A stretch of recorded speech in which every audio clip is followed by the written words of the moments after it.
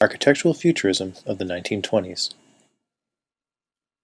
A visual exploration of Fritz Lang's film Metropolis and its relationship to other futurist works of the 1920s, including Le Corbusier's The City of Tomorrow and Hugh Ferris's The Metropolis of Tomorrow.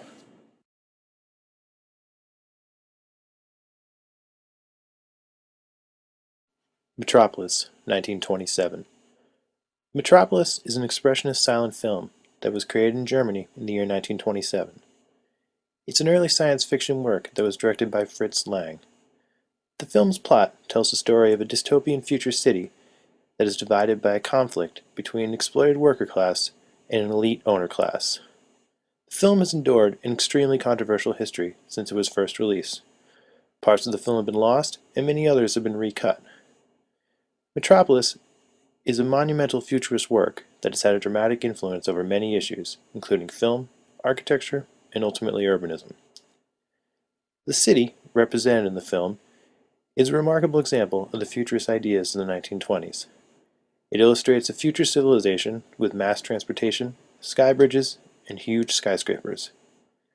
The film shows large vistas of the city, with one enormous skyscraper referred to as the New Tower of Babel. This structure towers high above all the other buildings in the film. It appears to represent the center of the city, with all roads leading to it. The image of the New Tower of Babel has become an iconic futurist image of the 1920s. In the film, the structure makes a visual and metaphorical reference to the biblical imagery of the Tower of Babel. Visually, the tower steps back as it rises high above the city and eclipses the scale of all the residents. Metaphorically, the capitalism that built the tower ultimately destroys the city. The film Metropolis shows an extreme vision for what buildings and cities could become in the future. It illustrates a world with superhighways, air transportation, and massive commercial towers. The city depicted in the film Metropolis is truly a magnificent futurist work of the 1920s.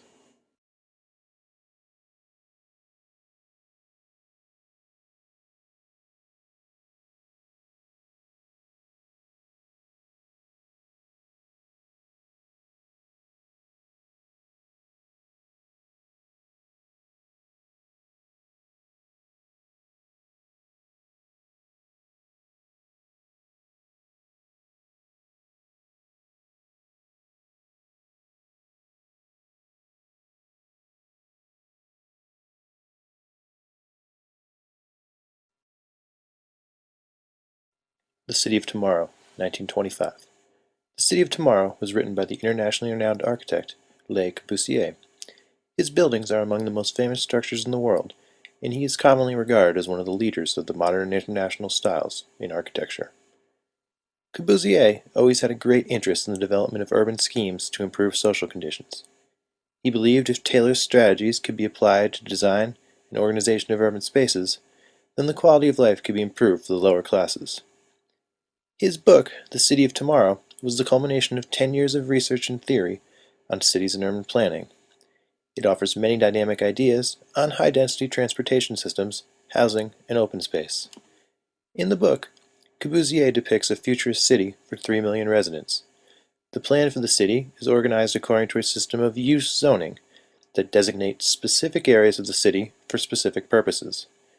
In Corbusier's vision, the center of the city will be reserved for commercial activities, with the outer sections to consist of residential developments. These distinct districts will be interconnected by a mass transportation system with specific circulation for automobiles, trains, and pedestrian traffic. The central business section of the city was to be comprised of 25 glass skyscrapers. These towers would be 60 stories in height and only take up 5% of the surface area, leaving the remaining space for parks. The outer residential sections of the city will be comprised of thin, zigzag-shaped apartment buildings, each 6 stories in height. While the futurist city depicted in Corbusier's City of Tomorrow was never constructed, many of the ideas presented in the book are still extremely relevant today. For example, Corbusier was truly visionary about the development of mass transportation and the significance of the automobile. He designed his city with massive autoroads, airports, and circulation for pedestrian commuters. Corbusier also emphasized the importance of open space, urban gardens, and parks. He concluded that city planners need to be focused on incorporating nature rather than overtaking it. Overall, Corbusier's concept for a utopian city illustrated the principles of the Futurist movement in the 1920s on a grand scale.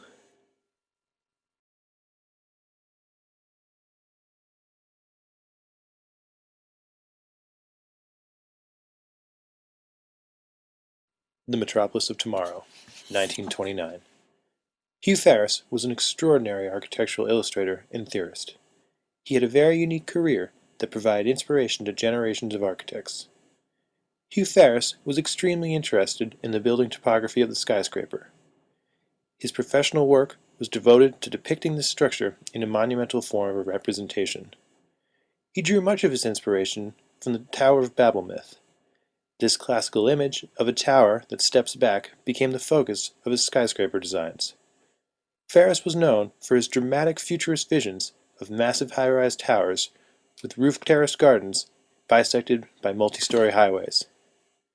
Hugh Ferris published The Metropolis of Tomorrow in 1929.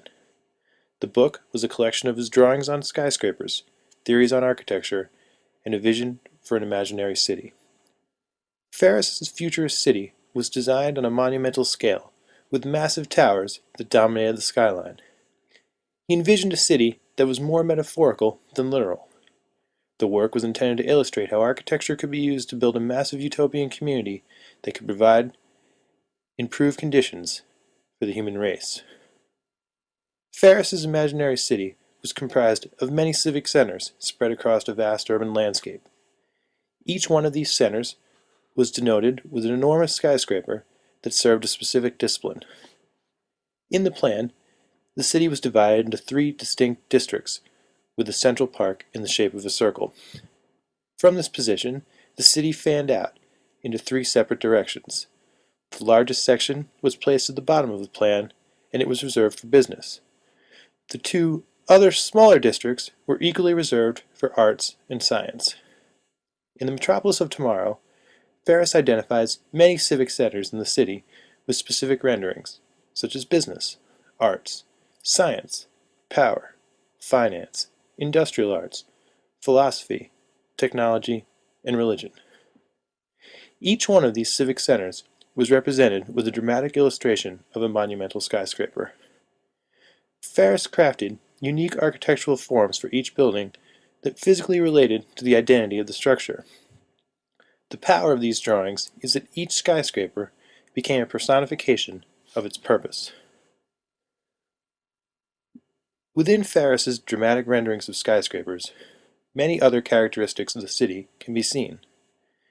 He depicts an urban space that is massive and sprawling. The skyscrapers rise like huge mountains, and the rest of the city acts as foothills. The large towers are placed at half-mile intervals, with much smaller buildings in between. Connecting the city are large multi-story highways that pass through the bases of each skyscraper. Ferris's renderings also contain airports, canals, and terraced roof gardens. Overall, the city he represented was a dramatic urban landscape, with mass transportation, new building topographies, and access to natural open space. The imaginary city illustrated in The Metropolis of Tomorrow romantically depicts the utopian ideas of the 20s on a monumental urban cityscape.